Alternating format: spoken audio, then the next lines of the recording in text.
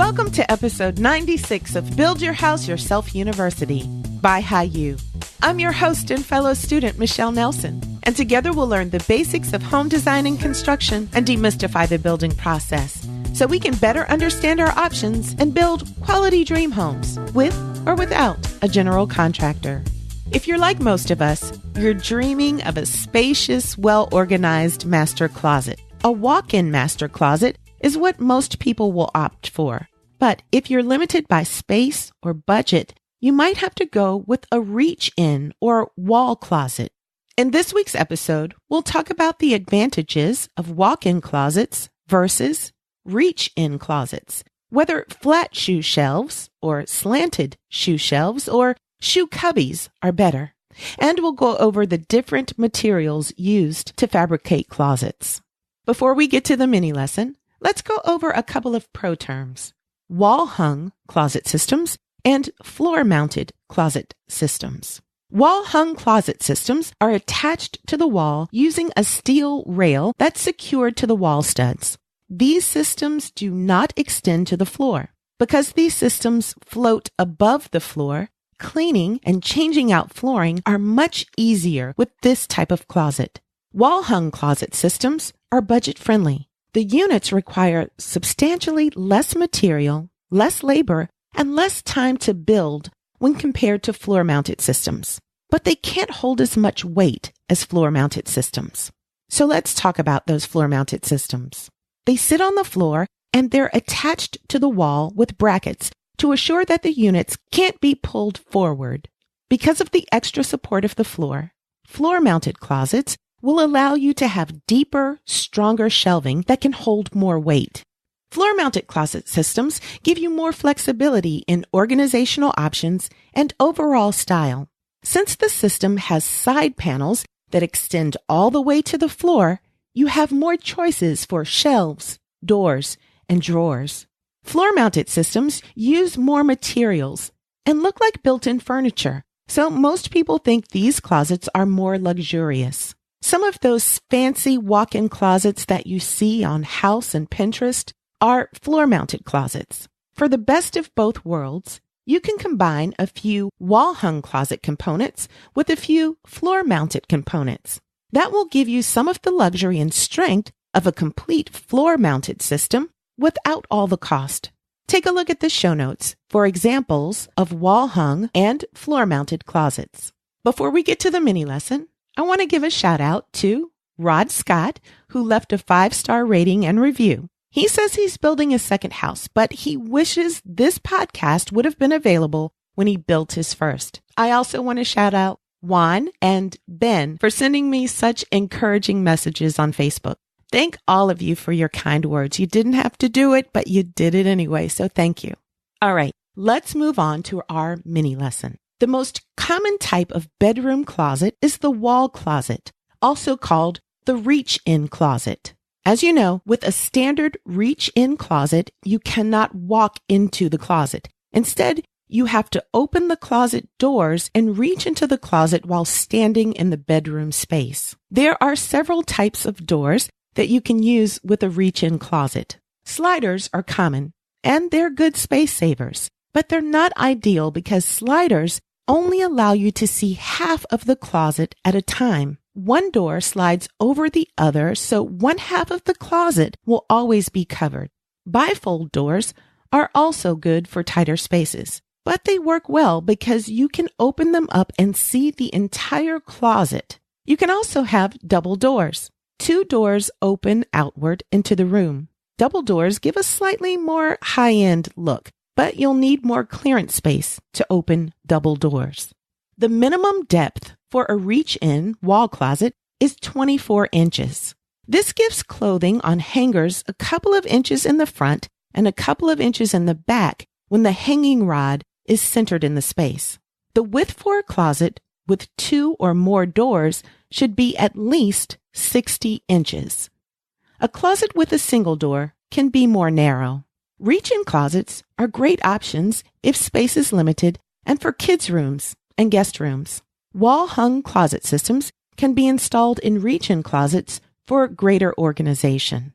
Good reach-in closets include spacious, for long and short hanging items, several open shelves of varying heights, an optional bank of drawers that can be used for smaller items like underwear, socks, and scarves, shoe storage, and optional hooks to hang ties and belts. Here are the advantages of smaller reach-in closets. Number 1, smaller reach-in closets can help you become more minimalistic. There's less space to accumulate unnecessary items. Number 2, reach-in closets are typically less expensive and take less time to install. And number 3, reach-in closets use space more efficiently, so they're better in tighter spaces.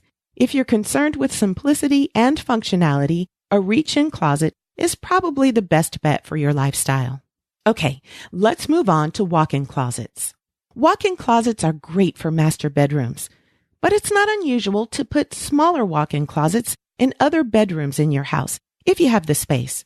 Walk-in closets feel more luxurious than reach-in closets, but they're less efficient because they need space inside the closet to walk in and access your clothes. Walk-in closets can be a few square feet or as large as a bedroom.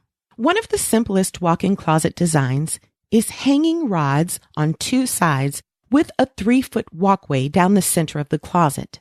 That means the optimal minimal width for a walk-in closet is 7 feet. Some sources say you can get away with 5 or 6 feet, but a 7-foot wide closet is the smallest one that can actually feel comfortable and not cramped, and resist the temptation to put a rod on that short back third wall of the closet. That will only hinder your access to the 2 main rods. Here are some advantages of walk-in closets. Number 1, walk-in closets can be used for storage and a dressing room. Number 2, walk-in closets can serve as space to fold clothes and to store an ironing board. Some people even put a washer and dryer in their master closet. Number 3, larger walk-in closets can actually accommodate more than one person. So they're ideal for spouses or siblings who want to share a closet. And number 4, walk-in closets feel more luxurious, and they often have a greater perceived value at resale. All right, let's talk about open versus closed storage. Open storage, meaning without doors, and closed storage, meaning with doors. Occasionally, people might opt for a reach-in or wall closet without doors, but the vast majority of reach-in closets have doors. So by definition, they're closed storage. If you want a walk-in closet, you'll have to decide whether you want your clothes to be behind doors or not. If a significant portion of your closet is visible from your bedroom, consider going with closed storage. That way, if your closet gets messy, you won't have to look at the mess while you're in your bedroom.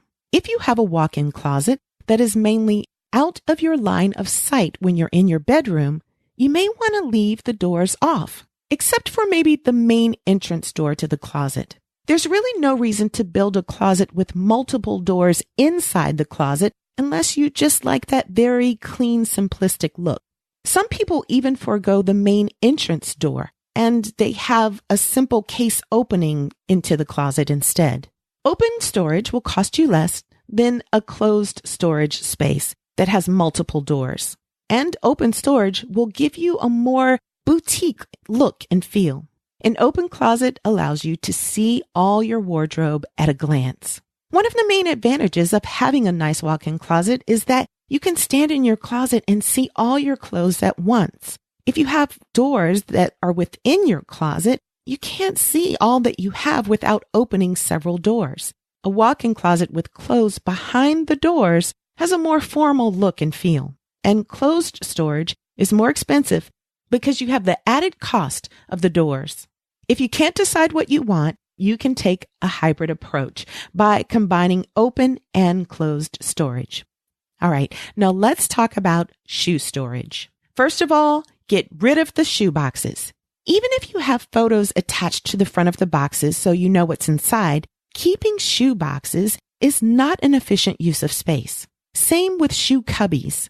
Cubbies are not the most efficient use of space. Plus, it's difficult to see shoes when they're housed in shoe cubbies. So your main 2 options, in my opinion, are tilted and flat shoe shelves.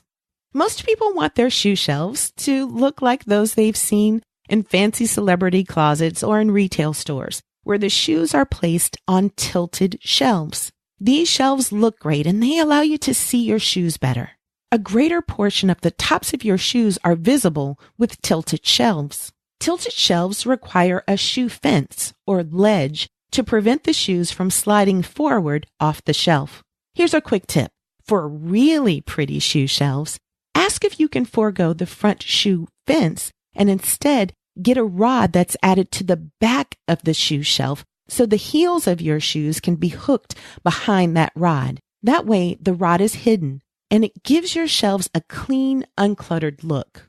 The main disadvantages of using tilted shelves for your shoes is that tilted shelves are more expensive and they take up more space. You usually have 1 or 2 fewer shelves per wall because of the tilt. So tilted shelves aren't the most efficient use of space. Finally, tilted shelves are not very versatile. They can pretty much only be used for shoes. So if your shoe collection decreases in size over time, you'll be stuck with tilted shelves that you can't readily utilize for other items. Let's talk about flat shelves. Flat shelves, especially flat adjustable shelves, are great for shoes and many other items such as folded clothing, linens, hats, purses, storage boxes, and baskets. Flat adjustable shelves sit on removable pegs so you can make the shelf space higher for boots and high heels and lower for flats and sandals. If you decide to go with adjustable shelving, ask about notched shelves. These shelves have notches or indentations on the bottom of the shelf to keep the shelf in place. Without notched shelves, you or your kids can easily knock the adjustable shelf off their pegs. Notched shelves cost about $2 more per shelf as compared to standard adjustable shelves, but the added cost may be worth the extra safety. Take a look at the show notes to see an example of notched shelves. With flat shelves, you're able to get more shelves in a space than you would with tilted shelves, so flat shelves are great for smaller spaces or for people with lots of shoes. Flat shelves are also less expensive. Although you can adequately see shoes that are stored on flat shelves, you can't see shoes quite as well as you can with tilted shelves. The most versatile shelf depth is 14 inches. A 12-inch deep shelf is often used as a standard for builders at big box stores, and that's fine for most shoes, but you want flat shelves that you can use for shoes and other items. So request a 14-inch depth. 14-inch deep shelves aren't much more expensive than the less versatile 12-inch shelves. 14 inches is deep enough to have folded items on shelves without having the items hang off the edge.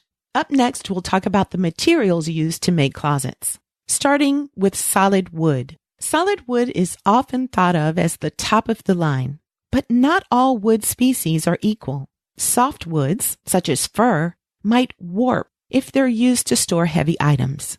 Oak and cedar, on the other hand, are more resilient. Hardwoods are more expensive than softwoods, as you might imagine, and wood is widely available. It can be sealed, stained, or painted. Next, plywood. Plywood is often used for closet shelving material. It can be painted, stained, or left untreated. Plywood comes as pre-cut pieces, or it can be cut to custom sizes. It is, in general, sturdier than MDF, which we'll talk about next, but plywood still needs to be reinforced. MDF, or medium density fiberboard. It's also used often for closets. It's sold in pre-cut units or in large sheets that can be cut into custom sizes. MDF is heavy, but it's not as sturdy as plywood or solid hardwood, and it's prone to sagging, so it needs structural support at regular intervals. MDF can be painted or left unpainted, and sometimes it's manufactured to resemble other materials, such as wood. Look for thermally fused MDF, which is stronger than cold pressed. Melamine.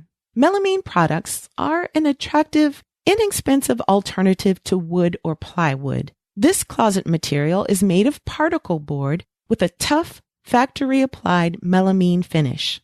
Melamine looks like plastic laminate. Melamine is about half the cost of cabinet-grade plywood, and it's available in a variety of colors. Be warned, though, this product is not as durable or strong as the other options we've talked about. A limited budget is the main reason you would want to consider melamine. And finally, wire. Fairly inexpensive and widely available, wire closet shelving options come in predetermined lengths, widths, and sizes. Wire closet shelving systems tend to be fairly durable, and they're typically coated in white, although other colors exist. The main drawback of a wire closet system is that items can fall through the gaps in the wire. The wire shelving that you typically buy at big box stores or that builders often put in closets is usually 12 inches deep. Remember, 12 inches is not deep enough for towels, sweatshirts, and bulky sweaters. Those items will hang off the edge, making your closet look disorganized. Finally today, let me give you a few quick tips for a better organized closet. Number 1, choose a uniform style of hanger in the same color. That way, your eye will focus on your clothing. Number 2, put a hamper in your closet. Use a tilting or pull-out hamper drawer that blends right into your closet cabinetry. Number 3, only plan for a closet island if you have a fair amount of space on all 4 sides of your closet. You need 3 to 4 feet all the way around the island for it to be comfortable. If you don't have that much space, a peninsula dresser is your best bet. It floats out from the edge of your closet cabinetry. Take a look at the show notes for an example of a peninsula dresser. Tip number 4, request L-shaped or angled corner shelves or hanging rods to give you more accessible storage in the corners of your closet. They're designed to turn the corner and provide more depth for clothing. And number 5, put 1 or several electrical outlets in your closet for irons, steamers, and other electric items you might need. Also make sure to have adequate lighting within your closet, including some natural light if you can manage it. Before we finish up, let's do a couple of quiz questions. Question number 1, true or false? The smallest comfortable walk-in closet is 4 feet wide. That is false. The smallest comfortable closet is 7 feet wide, 2 feet for each side of the closet and a 3-foot walkway. Some sources say you can get away with a smaller closet, but it won't be very comfortable. And question number 2, what are the advantages of flat, adjustable shoe shelves? A, they're less expensive than tilted shelves. B, they can be used for items other than shoes. C, you can get more flat shelves in a space as compared to tilted shelves. Or D, all of the above. I know you know this one. The answer is D, all of the above. Those were the advantages of flat shelves. The advantages of tilted shelves are that you can see your shoes a little better, and tilted shelves give a more stylish boutique look. If you found this mini lesson valuable, you can share it on social media or by text or email. If you're listening in iTunes, just tap the share icon, which is at the bottom left of the screen. Well, that's all I have for you this week. I hope you learned as much as I did. Let's do it again next week. I hope you'll come back for the next episode of Build Your House Yourself University. BYHYU.